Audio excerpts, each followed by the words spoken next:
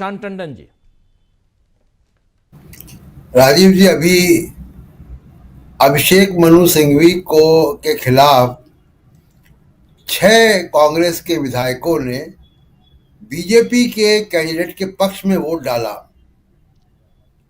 तो ये क्या मतलब, इसको क्या माना जाए कि ये कोई अंतरात्मा की आवाज आ गई, या उनको कोई अभिषेक मनु सिंघवी का चेहरा अचानक डरावना लगने लगा। ये उत्तर प्रदेश में समाजवादी पार्टी के विधायकों ने बीजेपी के कैंडिडेट के पक्ष में वोट डाला है। तो ये भ्रष्टाचार नहीं है? ये इन्होंने मुफ्त में डाल दिया होगा ये वोट? ये इतने शरीफ लोग हैं, ये आपराधिक पृष्ठभूमि के विधायक, ये इतने शरीफ हैं कि इन्होंने बिना पैसे की लेन देन के वोट डाल दिया होगा? जी। ये किसको भाषण दे रहे हैं राजू जी, ये सब? देखिए, जो बड़ा डिबेट है, एक तो कि राहुल गांधी, जो लालू प्रसाद यादव का तीर एकदम निशाने पर लगा, तिलमिला गए, मतलब जिसको कहा जाए कि उन्होंने सीधे सीधे बहुत ही अपनी शैली में एक समझा दिया लोगों को कि जो आदमी अपने माता जी के मृत्यु पर सर नहीं मुड़ा रहा है, केस नहीं कटा रहा है, वो व्यक्ति है ही नहीं हिंदू। ये परंपरा है। तो ये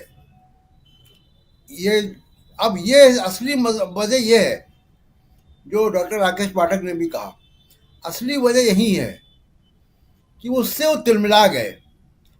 एक बात। दूसरी बात राजीव जी, ये जो ज्यादा चिंताजनक बात है, ये चौकीदार चोर है का जो कैंपेन था, जिसके विरोध में मैं भी चौकीदार लगाया लोगों ने ट्विटर हैंडल में 2019 में, ये विफल कैंपेन नहीं था राजीव जी। जी। भ्रष्टाचार के जो आरोप राफेल के इर्द गिर्द लग रहे थे, वो एकदम कामयाब था। क्योंकि उस दौरान जो सर्वे आ रहे थे, वो सर्वे बता रहे थे कि वो कैंपेन कामयाब है। ये तो पुलवामा हो गया बाद में, पुलवामा और बालाकोट ने उसको पीछे कर दिया।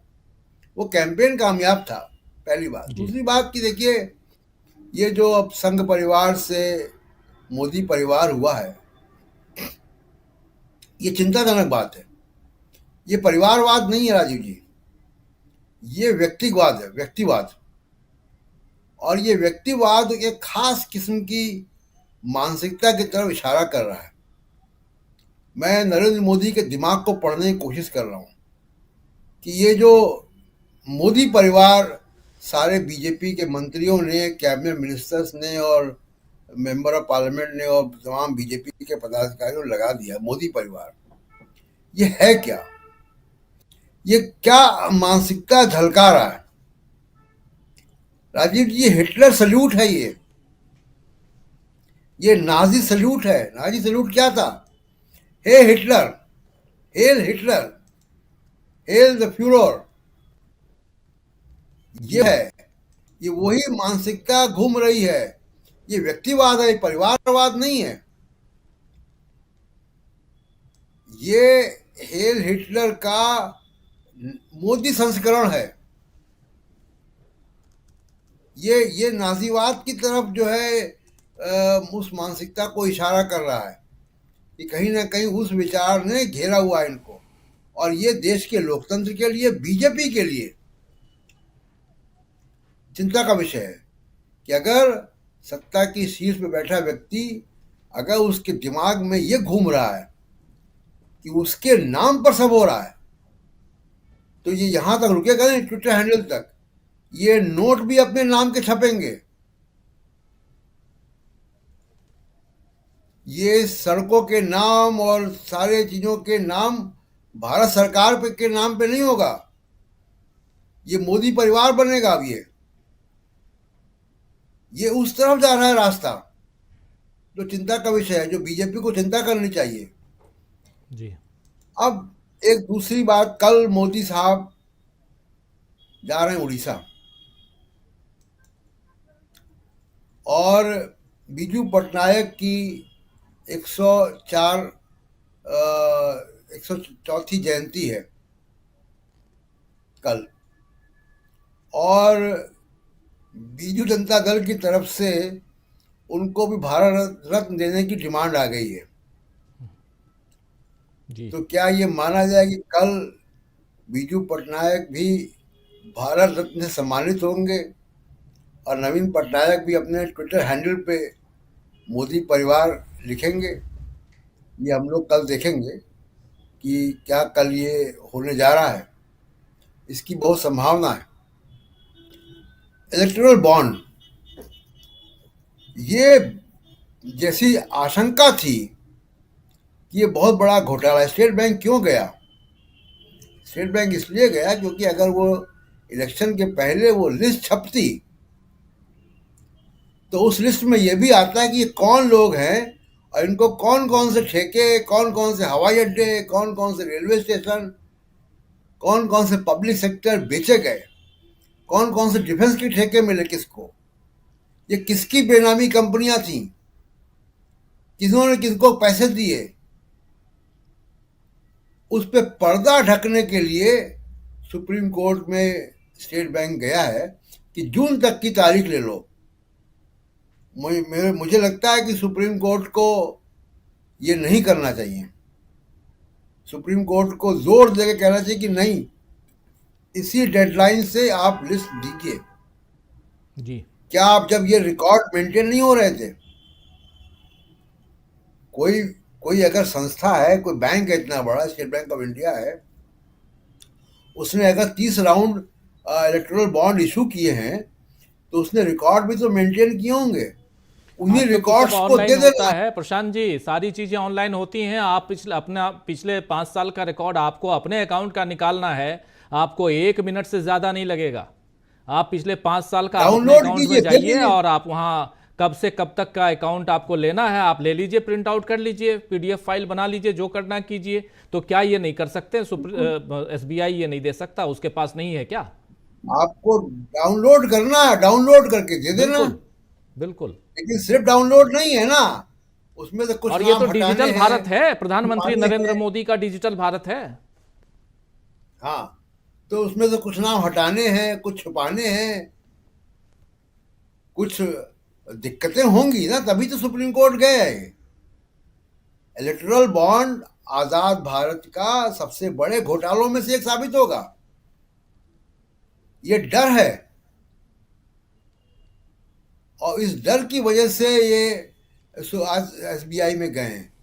मुझे लगता है कि जी इसमें विपक्षी पार्टियों को, और जो इसमें ओरिजिनल पार्टियां थी, इलेक्टोरल बॉन्ड के मुकदमा जिसको लोग ले गए थे सुप्रीम कोर्ट में, उनको भी एफिडेविट देने चाहिए सुप्रीम कोर्ट में कि ये आप इसको एंटरटेन नहीं करें, सुप्रीम कोर्ट।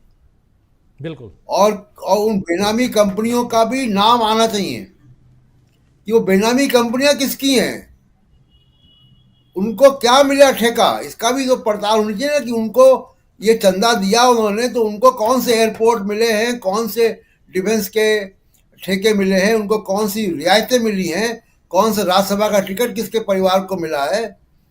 जरा देखे तो ये मोदी परिवार से पर्दा इतना क्यों? मोदी परिवार में पर्दा पूरा हटना चाहिए ना। फिर हम भी देखें कि जब वो लिस्ट छपेगी उसमें कौन कौन निकलता है मोदी परिवार। राजीव जी। जी बिल्कुल हूं प्रशांत टंडन जी, यहां से क्या आप देखते, क्योंकि कल अखिलेश यादव ने कहा 80 और 40 का जिक्र अखिलेश यादव ने किया है, उसको हम लोगों ने सुनाया था अभी, और पूरा का पूरा फोकस 80 और 40 पे है। 120 सीटें, 120 में से 103, और जिस मजबूती के साथ जो हमने पटना में देखा, वो मजबूती अगर बरकरार रहती है बिहार में, और उसी मजबूती के साथ अगर उत्तर प्रदेश में यहाँ इंडिया गठबंधन चुनाव लड़ता हुआ दिखाई देता है, तो फिर, और क्या ये ऑलरेडी दिखाई दे रहा है, इसलिए प्रधानमंत्री नरेंद्र मोदी यहां इतने परेशान दिखाई देते हैं? बिल्कुल राजीव जी, उत्तर प्रदेश और बिहार दोनों जगह पे, और बिहार में ज़्यादा, क्योंकि बिहार में तो बिल्कुल, मैंने कल भी चर्चा की थी कि रिजल्ट बिल्कुल उल्टा होगा जैसा अभी है, और उसमें नीतीश कुमार का एक बड़ा योगदान होगा। और उत्तर प्रदेश में भी राजीव जी अब ये गठबंधन जो हुआ है, बहुत सारे लोगों का, जो हम लोग के विश्लेषक भी हैं, बाकी दूसरे मीडिया प्लेटफॉर्म्स के भी, हम लोग कन्वेंशनल तरीकों से हिसाब किताब लगाते हैं, जबकि समाज बदल रहा होता है। समाज की रिसाइकलिंग लगातार होती है। जी नई जनरेशन आती, नए वोटर्स आते हैं, नए तरीके के सवाल पैदा होते हैं। और उत्तर प्रदेश में राजीव जी इस वक्त चुनाव वहां पे अखिलेश यादव या राहुल गांधी या मायावती नहीं लड़ेंगे। इस बार उत्तर प्रदेश का युवा चुनाव लड़ने जा रहा है, और देखिए वो क्या करता है।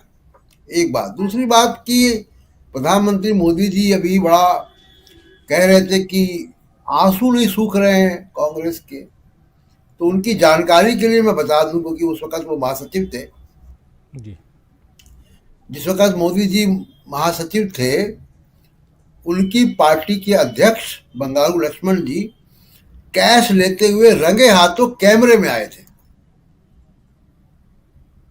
जी और उनका अध्यक्ष पद चला गया था। स्वीकार किया था, तभी अध्यक्ष पद गया था उनका। एक बात। एक याद होगा आपको कि ऑपरेशन दुर्योधन था 2005 में, जिसमें 10 मेंबर ऑफ पार्लियामेंट की सदस्यता रद्द की गई थी। सवाल था कि कैश लेकर, कैमरे के सामने कैश लेकर सवाल पूछे थे पार्लियामेंट में। उन 10 में से 6 सांसद मोदी परिवार थे, यानी बीजेपी के थे। जी तो आंसू किसके नहीं सूख रहे हैं? किसको, कौन ये पैसे ले देकर सरकारें गिराता है? ये रिसोर्ट में क्या आध्यात्म के भाषण होते हैं संत महात्माओं के? जो एमपीज एमएलए को आप रिसोर्ट में ले जाते हैं गुवाहाटी के, उसके बाद वो सरकार बन जाती है, तो वहाँ क्या आध्यात्म होता है, योग होता है, ध्यान होता है, क्या होता है? वहाँ पैसे का लेन देन होता है। बड़ी सिंपल सी सीधी सी बात है। और उसी पैसे के लेन देन का की घबराहट है कि स्टेट बैंक सुप्रीम कोर्ट में खड़ा है कि तारीख बढ़ा दीजिए। बिल्कुल। तो ये चुनाव बहुत कुछ सिद्ध करने वाले हैं। और मैं फिर कहूंगा कि ये जो मोदी परिवार वाला मामला है, ये व्यक्तिवाद की तरफ जा रहा है, और ये खतरनाक ट्रेंड है। बहुत बहुत खतरनाक ट्रेंड है, आप बिल्कुल सही कह रहे हैं। और ये उस दिशा में जाता हुआ दिखाई दे रहा है जिस दिशा में आज से कई साल पहले, लगभग 90 साल पहले, 80 साल पहले जर्मनी गया था। खैर, चर्चा होगी आने वाले समय में, इन सब पे भी चर्चा होगी, लेकिन चुनाव का वक्त है और ऐसी चर्चाएं खूब होंगी। रोज़ नए नए बयान आएंगे, उन बयानों की समीक्षा तो ज़रूरी है, क्योंकि यहीं से एक दिशा दिखाई देती है, एक डायरेक्शन सामने आता है, जिस डायरेक्शन में ये चुनाव, लोकसभा का चुनाव जाता हुआ आपको हमको दिखाई देगा। बहुत बहुत शुक्रिया अदा करना चाहता हूँ प्रशांत टंडन जी आपका।